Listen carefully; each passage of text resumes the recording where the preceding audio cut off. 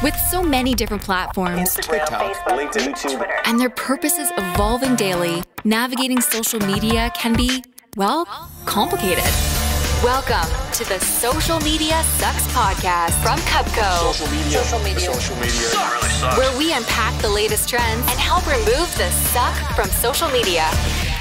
Hey, what's up, everybody? My name is Chris Coverness, and welcome to Social Media Sucks, the podcast that goes through the latest news on social media and also takes the latest trends and removes the suck from social media, because social media does suck, and we're here to unsuck it, if that's possible.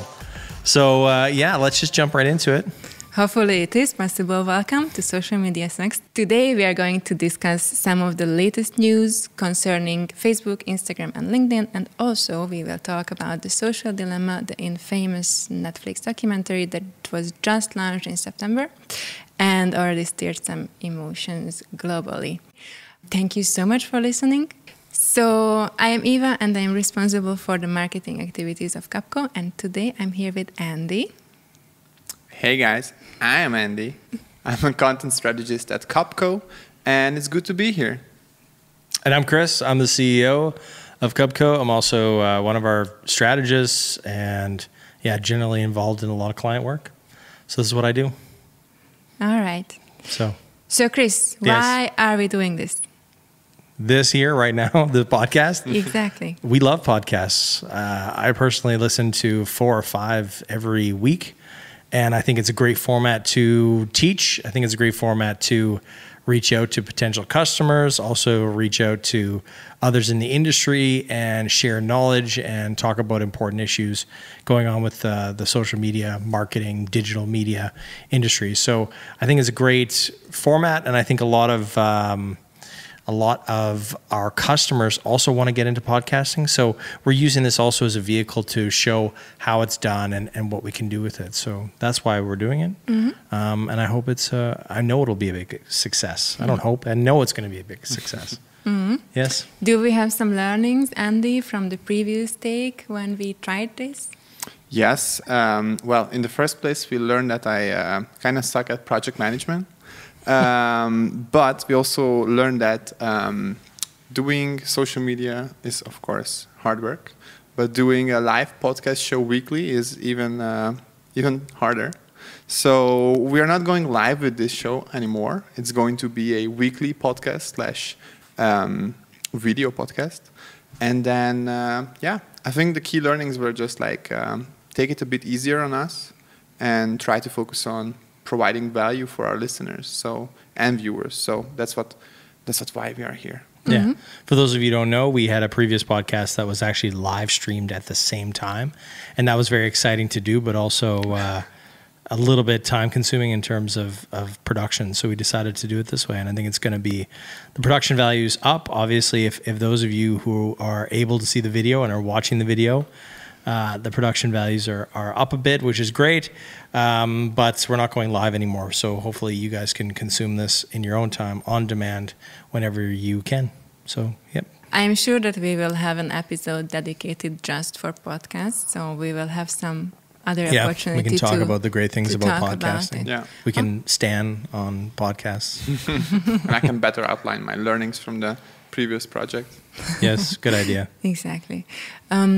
So we have some short news that we prepared that we are going to talk about. And the first would be the removal of the 20% rule in Facebook ads. Right. So maybe we can just start explaining what was the rule, how it changed, and what do you guys think it's going to affect the ads for advertisers and for the users? Right. So should I explain the 20% rule? For those of you listening that don't know, the Facebook 20% overlay rule was basically a rule that Facebook had in its advertising where text wasn't allowed to exceed 20% of the final image. And there were some workarounds with that. Obviously, you could do video and then text, you could mix it in. And a lot of brands did that. But a lot of times, not a lot of times, but many times you would get caught with, you've got too much text on this image, so therefore the reach isn't going to be as good and the success of the ad is not going to be that good. And Facebook recently, apparently, actually, they've been sort of playing with reducing it or sort of turning on and off the rule for a while. And some marketers were able to sneak some stuff through. I know we snuck some stuff through as well, which was great. But now they've just decided to completely abolish that rule. And now it's the Wild West. You can put as much text on as you want or as little. I mean, it's up to you as the agency or the brand that's doing the advertising. And I think it's just going to make the whole thing a bit more interesting. I think people can get a bit more creative, and of course, ads with more visuals and less text will still probably perform better. But you think? Well, it's an interesting direction Facebook is taking, but I think so. Yeah. Yeah, I'm interested to see to do some A/B split tests and see a lot of text versus less text and seeing how it plays out. I think that's going to be interesting to test those things out. What draws your eye, though? I mean, like on Instagram, obviously, when you're scrolling in the feed, we've seen from a organic standpoint, you've seen a lot of people put a lot of text, and that grabs your attention, obviously, because the text, the post, the imaged post is the first thing you see and the caption second. Whereas in Facebook, it's totally different. It's flipped. And I think that for Instagram ads, it's going to work really well for the 20%. I actually ran an ad that was a huge amount of text just to see what was happening versus the same post just with a little bit of less text. And the less text kicked its ass. If those of you listening on the podcast, go to our highlights. I'll put something in our Instagram highlights for Facebook ads, and I'll show you the different split tests and show you the results, because I think it's quite interesting. Yep. Yeah, and I think everyone should, of course, keep on split testing. Or if you haven't been doing it before, then what are you waiting for? What are you waiting for? Start splitting. That's going to be a new T-shirt. Start splitting. If you don't A/B split test, you ain't nothing. True. From the perspective of the users, we will probably discuss a little bit more of that when we will get to the social dilemma discussion of this podcast. If users are going to appreciate more ads, more text on their ads, or less? At least, or like starting at the point, like, are they going to notice it? Are they going to notice it? I think so. I actually went into a few different ad accounts, and I noticed that Gymshark, if you know them. Mm-hmm. I'm following also their like head of social. They're doing great stuff. I noticed that Gymshark was using a lot more text on their ads. So I think they're also experimenting a little bit with that. They do a lot of video ads, so but I thought that was quite interesting to see that they already jumped in and was doing a lot more text. Yeah. So let's see how it affects things. Yeah. I think it opens up creatively for sure.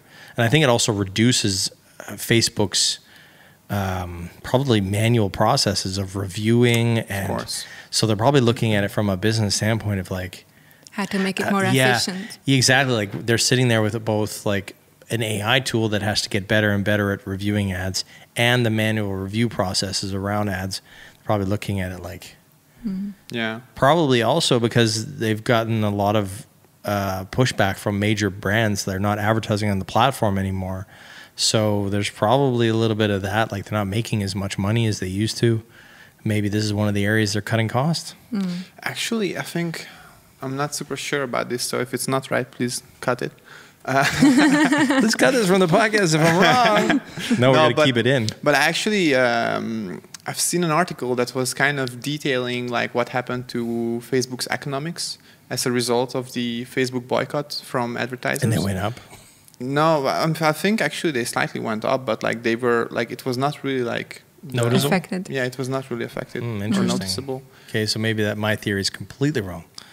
We will see. Also, I think we are like living through interesting times with COVID-19 happening and so on. There's more social ads. Yeah, also like more people brands. just consuming, so more ads are being shown to people. Yeah, makes sense. But to get back to the original question, how it is going to actually affect like the average user's experience on the platform, I would say it's not really going to affect it because I think like normal users, if I think about it, are perhaps by this point already kind of blind to advertisement on the platform.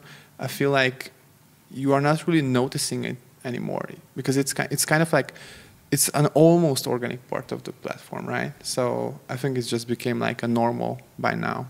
But those are there. And So text or no text doesn't matter. It's just Yeah. everyone's blind to ads. kinda, yeah. Yeah, maybe. Yep. Well, what is for sure going to be noticeable is if LinkedIn stories that were just launched in some countries are going to spread worldwide. So right now, LinkedIn introduced stories, which is basically more or less the same what we already... I really liked your segue. Yeah, I was also like, wow, that Sorry to was cut you off. nice. You're just like, now on to LinkedIn stories. We got to move on to that. Sorry to cut you off. Keep going, Eva. That was brilliant. I love it. I just had to mention. I also wanted to. I just had to mention, like, that was a segue. Yeah, that kudos. was Oscar-winning segue. Okay, sorry. LinkedIn stories, yes, they've been launched. So what do you guys think? Is it going to be a help for professionals looking for network? Is it going to be actually used by the users? Because, you know, LinkedIn is still considered something somewhat more of a professional platform. Yeah. Yeah. I mean, can I go first? I think you went first previously. So I know, it's your turn. Now it's time. Now it's your turn. Yeah. So show us your Let's genius. be fair here. But basically, I think I'm not going to expand actually really deep into what Chris was speaking about on his LinkedIn video, which you should definitely check out if you haven't seen. Threatening. Hashtag plugging. But I think it's going to be exciting overall on the LinkedIn platform, since it's always kind of like, well, not just one step behind the other platforms, but actually several steps. So sometimes even in this year, it felt like Facebook 2012.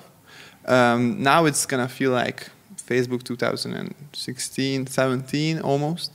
And I'm really looking forward to see what people are going to do with it, because I have a feeling that it's going to be in the beginning like the wild, wild west. Like people won't know, like they won't really know what to post there. They won't have their best practices, because, you know, like you have your best practices already for Instagram or for Facebook stories, but those are personal, and also the platforms are more about sharing personal content, well, for most of the people at least. And then on LinkedIn, it's going to be all about, you know, work and work life. So I'm definitely interested to see how that will play out. Chris mentioned earlier that I found very interesting that it can be a big opportunity for employers. Why do you think that? For employers, because I think it's going to be, I think it'll be able to show behind the scenes more of what's going on and to show your company culture in an easier format. And I think we also talked about it being less like as important as the feed. Like you're sometimes worried as a company, like, am I putting out like the right thing here on the feed? Is it too loose? Is it not professional enough? Is it like this or that? And I think the sheer, you know, reduction of how important this 24-hour story is, because it's going to be gone tomorrow, that or in a week or whatever the sort of timeline is. It allows you to open up and do things like quicker. And that's also what we saw with Snapchat, with Instagram, with Facebook stories. It allowed people to reduce the sort of like pain of posting something that had to be perfect. It was a complete sort of antithesis to Instagram, which was like every post on the feed had to be perfect. And then Snapchat came in and was like, no, this is a 24-hour story. Like it can be completely unprofessional or unnice or just very behind the scenes. And that's also why they blew up so fast. And then Instagram did the same thing. They're like, okay, it gives our users a chance to just share random content. And I think it's great for LinkedIn as well, for employers and employees of those companies to share that random content that doesn't fit in the feed. Doesn't feel like it needs a professional feed place. So I think it's going to open up a lot for employers to show behind the scenes and show the authenticity of the company. Yeah. I'm not totally sure about the market share, but can you guys imagine that LinkedIn with this new feature would be able to steal some users from other social media platforms? Oh, I don't think so. No, I mean... No, yeah. I think they're pretty... I think it's... The thing is that everybody's using almost everything now, which is a good question, actually. What is your go-to... I know this is totally not on topic, but what is your what is your go-to platform? or let's say top 2. If you had to pick 2 platforms that you had to keep, what would they be? Well, I'm shy about it since I'm working with social media and I should be like super hip and trendy with the platforms that I'm using. And of course, I was at some point using TikTok as my primary, but now I'm actually back to using Instagram and Facebook, which is interesting. Because I'm using Instagram as like a primary, also like messaging and like just to consume some content. So you keep Instagram and Facebook. Yeah, and Facebook I'm using for groups because that's where I feel like the most, like for me, the most valuable content is actually living. So LinkedIn could never replace any of those? LinkedIn for me is like something I would check 3rd or 4th time after those. Yeah. What about you? It's interesting that you mentioned this because this is exactly why I asked the question. Because for me, the first 2 that I track is LinkedIn and Instagram. Yeah. So me too. I would say LinkedIn and Instagram are my maybe first it's an 2. age question as well. No, I don't think so. It's We're just old, like we're so old. no, you're not, guys. But I think it's not like maybe it's not like an age question, but rather just like a question of like what is your current strongest interest? Probably, but I noticed on myself that LinkedIn actually takes more time. Like I spend more time on LinkedIn. So that's why. Interesting. So LinkedIn and Instagram. I would probably say the same. Yeah. And then Twitter 3rd, Facebook, TikTok 4th, and then Facebook 5th or 6th, maybe even.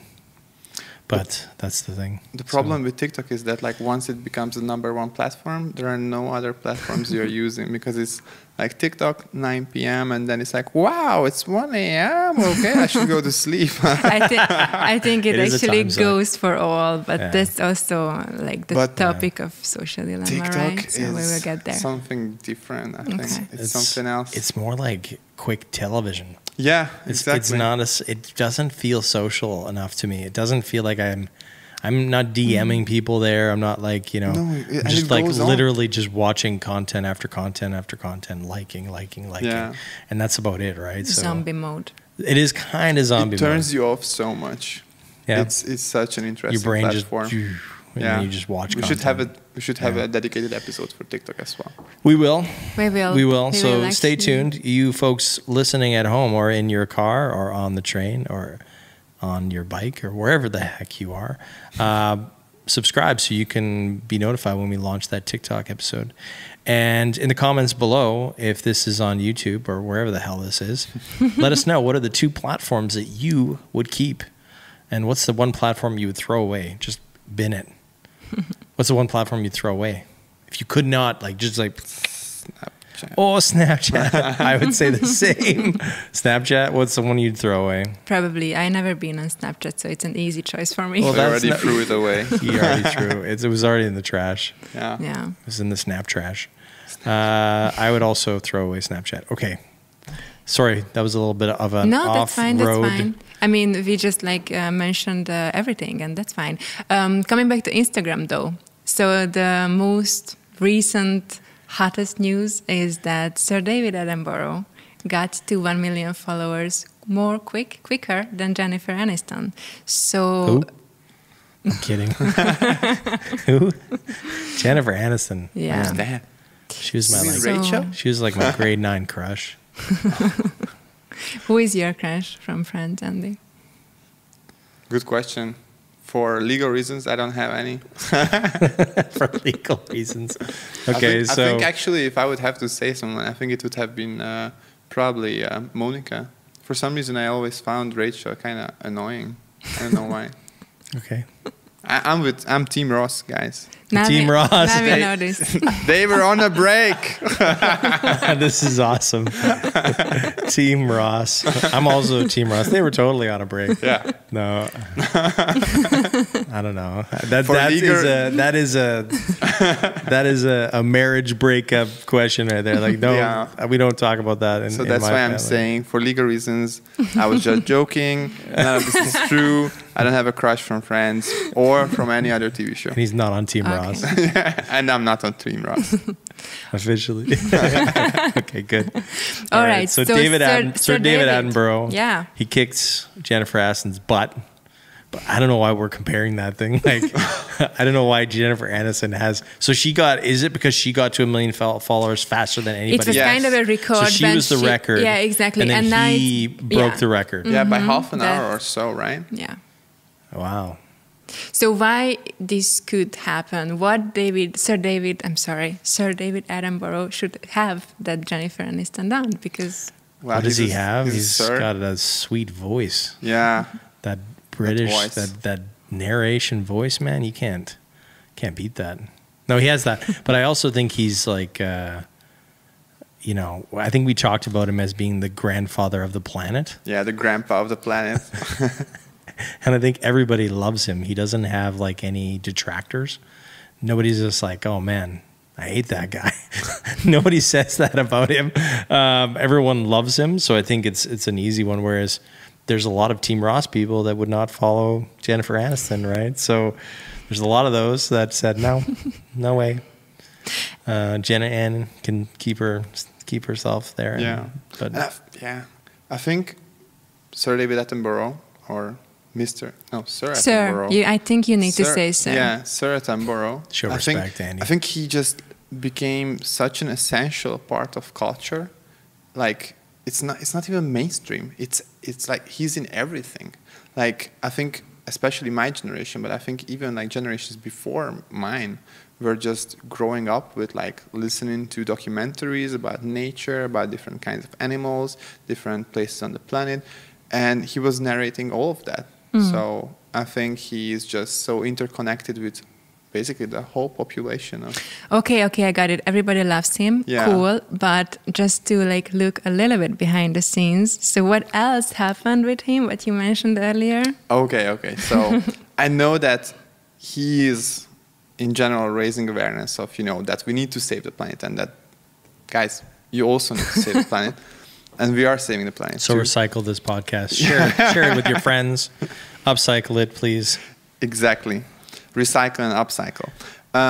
But he also had a new movie coming out, or a new documentary coming out on Netflix called Life on Our Planet. I think that's the title of it. I haven't seen it yet, but I'm going to watch it actually this very evening. So I think there is some sort of, connection there. And I think it is part of the PR push towards the movie. And what he was saying actually was very, very transparent in his first post, where he was saying like, listen guys, of course not with these words, but he was basically saying, listen guys, this is a very new way of communication for me, but I'm aiming to reach out to an even younger audience and a younger demographic. And if this is what it takes, then I'm up going for to it. join Instagram. And I think that's also like a brilliant message, and I think it's also a humble message, and it's very much like everybody can get on board with that. It's not, you know what I mean? And I think that's why he grew so fast, right? Because it's very, and I think it's also because you kind of know what kind of content you're going to get. You're going to get that Nat Geo sort of world, planet, animals stuff. Like you're going to get explorative stuff. At least you'd hope to. So I think that's where you kind of know what you're getting versus a Jennifer Aniston or a Kanye. Like you don't know. You're going to get some mix of celebrity something. Yeah, my breakfast. Yeah, like I'm at so. Yeah, and I Tiffany's. don't think he's going to do that. I don't know what he's going to do, but I don't think he's going to do that. But I think there's a more solid sort of thematic thing with Sir David Attenborough than there is with somebody else, I think. Yeah. So I think that's where the sort of growth lies as well. Yeah, I'm looking forward to actually seeing where he is going to take his profile or this whole channel to. But I think he's just going to use it for raising awareness of different environmental issues and the whole fact that we need to make an even, stronger effort to save the planet because, there are glaciers melting, so on. So I think he's just going to do that. Help to amplify that, Yeah, on Instagram. Cool. Yeah. We wish him luck, for sure. For Yes, sure. I'll call him up today and Go Sir David Attenborough.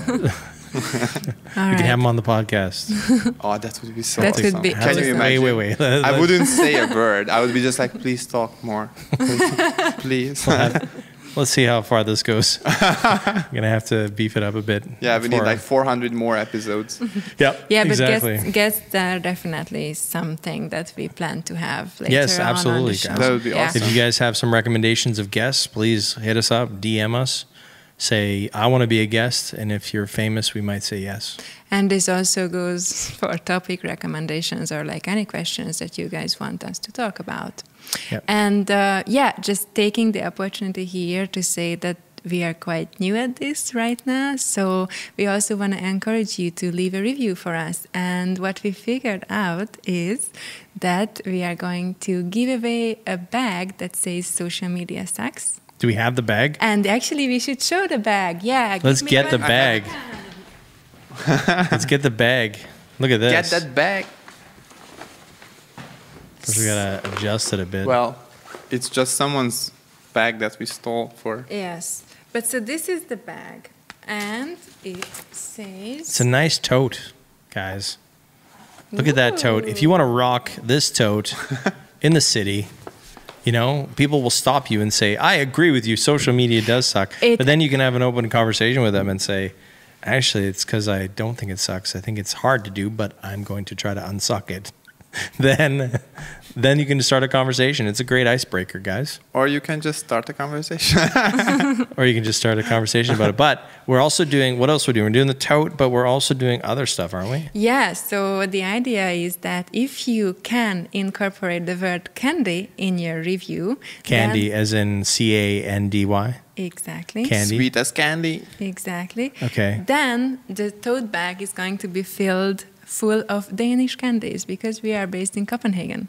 So Danish candies and a tote coming at you. We'll pick the best one. We'll actually, maybe next episode, we'll read the best ones on air. And we If there will be any. If there will be any. They're all going to be me. I want the Let's be candy. ambitious. But yeah, so we'll give you the tote full of Danish candy. It's going to be awesome. And you could win it. But please, review. Leave us a review. Even if it's a 1-star review, we're still going to read it. No, we And don't then- need 1-star reviews. Keep those. we want all star, any kind of star reviews, but incorporate the word candy in your review, and you could win a candy-filled tote bag. Social media sucks tote bag. There's a lot of words there. And if it's the funniest, then even if it's a 1-star, we will choose because... We'll pick the best one. We'll read some as well. So give us your reviews. Include the word candy in some fun way, like. I like Andy. He's sweet as candy. That actually is nice. Actually, it rhymes. Look at that. Andy and candy. Okay. Just I think I've just said a enough tip. about that. Yes. Just a tip for all of you guys who might not like licorice. Just also mention that in the comments because most of Danish candy. We don't care if you don't like licorice. I don't care. You're getting it. There's no Danish candy without licorice, so you're gonna get it. Just give it to your weird friend who likes licorice candy. We all have one. Actually, in this country, I feel like I'm the weird one who doesn't like licorice. I feel for you. My daughter It's doesn't. the same. for Really? me. Yeah, she's the only one in the family. Yes. So All right, guys. So let's talk about the social dilemma. So we all watched it, and we all watched it. It's as far as it went. We all watched it. Yes, we did. We did watch it. I remember watching it. I watched it almost 5 times. Tell us why you watched it 5 times, please. Okay, guys. Just because my boss asked me to.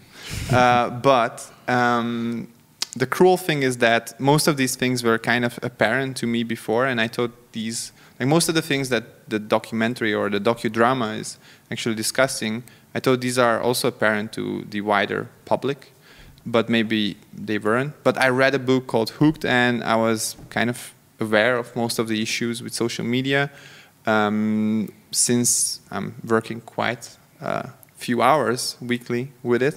So I hope. I think it's about 37, yeah, 38 something hours, like that. somewhere in there. I would hope you'd be working on social media. So yeah, there were not so many news in it for me, Right. and I felt like it was like kind of over dramatic. So that kind of also like, even though when I was trying to really listen to it, kind of removed, or it was just bringing on too much tension, or I don't know. It was a bit sometimes weird for me.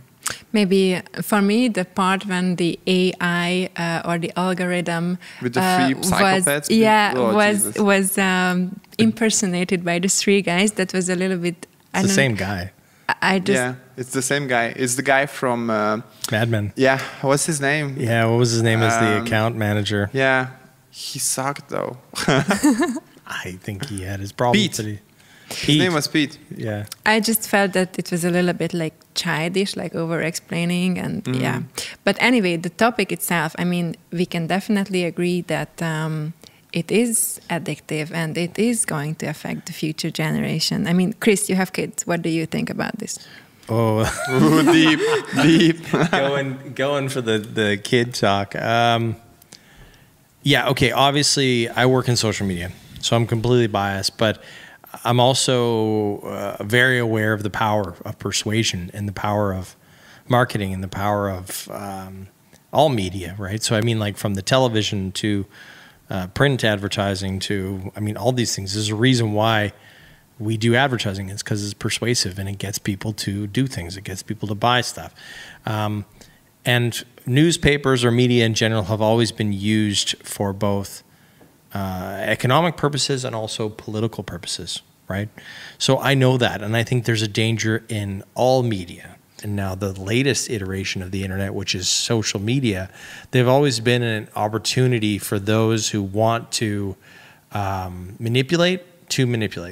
Now it's just happening at scale and at this speed, which of course is and they address this in the social dilemma, which is of course the big issue, and we've actually talked about it openly in our family, that children especially aren't equipped to handle this, right? Their frontal cortex isn't fully developed. Yeah. They don't know how to handle these things, and some adults don't even know how to handle these things.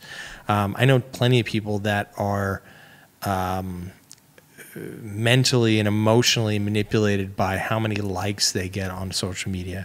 I mean, all of us are in some ways. I mean, there's the social status thing that comes with those things. You know, it's why we buy most of the things that we buy in our life, is why we do marketing, right? We're trying to make people feel like they need this thing in their life, which they don't really. So the truth is that, but for our kids, we've said, okay, not until they're 16. They also mentioned that, I thought that was really funny. Me and my wife were watching The Social Dilemma, and she was like, what age do you think our kids should be allowed to? And I said 16. And literally like 2 minutes later in the film, one of the guys that they were interviewing saying, yeah, my wife and us, we don't even let them until they're 16. So I thought that was an interesting age, right? High school age, where they come in and they kind of need some social media at that point because they're not being included in certain meetups or certain things that they're using social to organize, you know, things in their life. And at that point, you kind of have to get in. But it's really up to us as parents. And I think that's one of the things they mention in the movie, in the documentary, is that parents have to be much, much better at teaching and leading the way on this. A lot of parents are just taking no responsibility. And I think that's a major issue. I think you need to sit down with your kids. You need to monitor what they're doing until they're adults. Then they can sort it out. They're still your kids until they're 18. So sit down, have the talk, and make sure that you understand what's going on in their lives. Yeah, sorry, that was a long rant. No, it's fine. I just would like to add here that I totally agree in terms of the importance of education, but I would also say that it's not just for kids. Like education should be also for people who don't know how to handle addiction. Yeah, that's a good point. And it's somehow for me, it's somehow like a social responsibility that even I'm going to go there and say governments has some role in it. Yeah. I think you're right in some ways, because we do have things in place when it comes to addictive stuff. Yeah. Right. Gambling, we have all regulations, basically. And we also have, so for gambling, we have that. For cigarettes, for booze, for sugar. Like, for example, there's a massive sugar tax here in Denmark. So there's the things that are addictive, the government obviously like has a place in there. And I think also they have a place on the social media as well to regulate that a bit and say, okay, because clearly these social platforms have purposely put in addictive content or addictive things into their platforms, and they're going to be regulated just like the cigarette industry was, 50, 60, 70 years ago. Yeah. So that's interesting.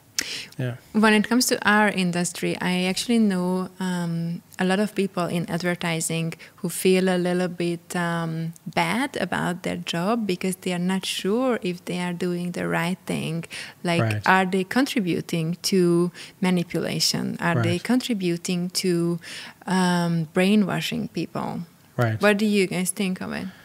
It's a very good question. I mean, as a social media agency owner, I think that we definitely have a ethical responsibility, 100%. And that is why we only work with certain brands, right? Mm-hmm. And that's why we've chosen to work with certain brands. And if a certain brand came to us that was highly manipulative or wanted to be highly manipulative, we wouldn't take that. We would have even if the money was amazing, we'd have a stand on that. And I think it's important that agencies do that because, like you said, people want to have ethical concerns. And I think the people that are working in this industry have to look inside of them and say, what am I comfortable with? It's the same with lawyers. It's the same with doctors. It's the same with many, many people. They have to decide, but if you work for a cigarette company, you also have to have those discussions with yourself, or even Coca-Cola. If you work with Coca-Cola, or you work with any sugary drink company, or McDonald's, or you work with an oil company, or you work with even a pharmaceutical company, like everybody has to take in their own ethical concerns and decide, am I okay with this, right? Yeah, I agree. I mean, our position is a bit different in advertising, right? Because our job is about trying to affect the opinion of large groups of people, while, I don't know, maybe a doctor or someone is just taking responsibility for their own acts and for their own part. We are doing something different. We're trying to influence larger groups of people, which can be sometimes, of course, difficult to manage. But I would also say that we are quite lucky here at Capco because we have actually amazing clients who only want to bring, and this is no kisses, guys, who want to bring positive change to the world. To be honest, I think that's quite cool. We are privileged. Yeah. Yeah, absolutely. But it's also setting that precedent and saying this is what we want to do. Yeah. But I agree with you. There are some ethical concerns, right? Obviously, we're complicit in some of that.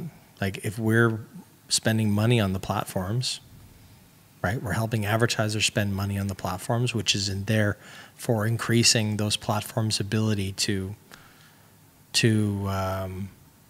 build technology that is addictive. We are helping those things, but I would say it's on the same level as all media in some ways. It's just social media has been extremely detrimental and good. Yeah. And it's at a scale that is just massive at this point. So I actually found very interesting the part in the documentary when they were talking about that it might be just like another level of evolving technology, like how it was with television or how it was with radio or all other kind of media. And it's just like we need to like catch up with the pace, and then we are going to be able to be more mindfully adapt to it and like kind of filter what is it that we let us influence ourselves into influence. I mean, I think there are already quite a few people who are practicing mindfulness in regards to social media. I also tried doing that. I don't know how much success I had in that, but I think it's also very interesting when they talk about like how much we developed throughout the past few years, actually technologically, while like biologically we kind of stayed just monkeys in shoes. So I think it's Nice shoes, Andy. nice shoes. I've seen your shoes today. Please show your shoes. Those Andy. Nikes are deadly. Next time, guys, you need to keep on watching. We demand you. I think we should make it a segment, always on. Guys, leave a comment if you want to see my shoes or not. I would assume you don't want to, but if you do, Okay. everything for the audience. Okay, sorry, we went off topic there. Okay, hit us with what we're monkeys with shoes. Yeah, we are monkeys in shoes, basically, in biological terms, and I think that's quite interesting to see, like how these like persuasive technological solutions, like for example, when you pull down the feed, it starts loading and so on, can very easily affect like the central, very primitive parts of our brains to this way develop these addictive behavioral patterns, right? So I think, yeah, in general, it's a big topic, and I think there are so many aspects to it. I mean, most of these companies that are running social media are some of the largest companies in the world. Yeah. Right. So if you think about that, I mean, they They're have so basically- much political power and so much economic power and sort of can sway a lot of things. So I think, I mean, The Four Horsemen. Have you ever read that book from? What is his name? It's eluding me right now. I can answer anyways. No. But he talks about sort of Google, Facebook, Apple, okay. and Amazon, and how they should be broken up because they're too powerful. Yeah. Right. They got too many people, too much money, too much influence over our lives. Right. They need to be broken up. And Yeah. I think that's also an interesting topic. I think we're going to come to those bridges pretty quickly and have to cross those and find out what do we do about these companies because they Yeah. just have too much influence in the world, sort of. Yeah. I agree with that. That they, I don't know, in some way at least, they need to be regulated, right?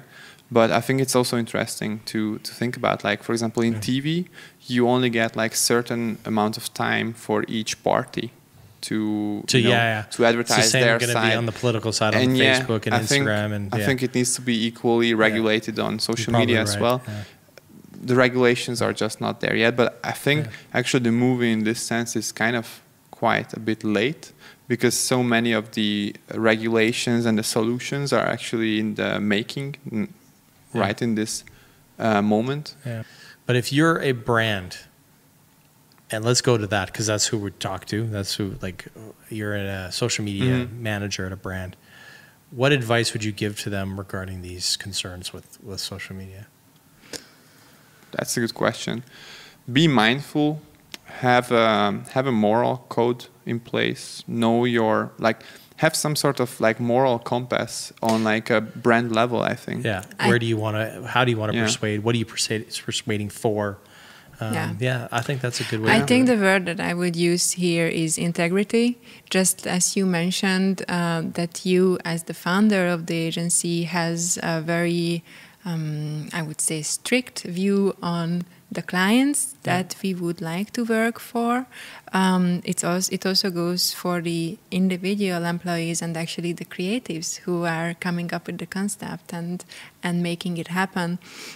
That you just have you cannot forget your individual responsibility. Yeah. So it's just like having your integrity and like your mindset In the right place. at the right place, exactly. All right, guys, Sorry. just to come back a little bit to our topic. Yes. So It is, Eva. our title is social media bad for you? And we actually put out a LinkedIn poll, and drum rolls, please, because I can. Thank you so much. So the answer is 65% of people think that social media is not bad for you, and only 35 thinks that is bad for you. Okay. So I just would like to finish on actually answering this question. What do you guys think? Is social media bad for you? Yes and no. I'm on the fence. What a crappy answer, hey? Yeah, kind of too diplomatic. Okay, it's a tough question. I will say, is social media bad for you? It's more good for you than it is bad for you. I'll say that. And the reason why I say that is because we have an ability to connect with anybody on the planet, share a connection, talk with anybody on the planet. That is immensely powerful. And I think that I've personally built, a company on it, and personally built a large part of my life on it. And I'm an expat. Actually, you guys are also expats, but you're immigrants, just like me. And if I did not have that social media to stay in touch with my friends and family across the world, I don't know what I'd do. I'd have to be on the phone a lot, and I wouldn't be a part of their lives as much as I am today. So I think that aspect is brilliant. And I think also the ability to, even on the brand side, like I love to be able to catch up with the brands that I love. I love seeing the latest BMW post or the latest Nike post or Adidas, because I'm, a fanboy on both sides. And I love to be able to see what they're doing, and not just from a business standpoint, but from a fan standpoint. And that to me is super nice and super powerful. Yeah, so I would say it's better for you than it is bad for you.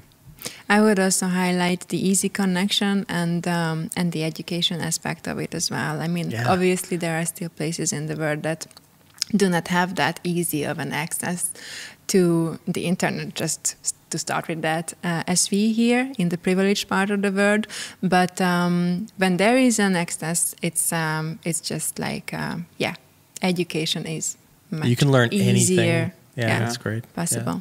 Yeah, I completely agree with both of you. And just to sum up, my opinion is like, yes, there are bad things to it, but I agree that there is more good to it than bad.